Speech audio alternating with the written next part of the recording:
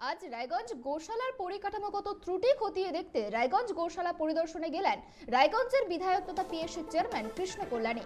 শুধুমাত্র পরিদর্শন নয়, সেখানে গিয়ে গো রক্ষণাবেক্ষণের জন্য বেশ কিছু ঘাটতি আছে বলেও লক্ষ্য করেন তিনি গোশালা কমিটির সঙ্গে ঘাটতির বিষয়গুলি নিয়ে আলোচনাও করেন এবং কিভাবে সেই সমস্যা সমাধান করা যায় সেই বিষয়ে পরিকল্পনা করেন। এছাড়াও গোশালার পরিকাঠামোগত উন্নয়নের জন্য তার ব্যক্তিগত ফান্ড থেকে কমিটিকে 2 লক্ষ টাকার আর্থিক অনুদানের প্রতিশ্রুতিও দেন তিনি।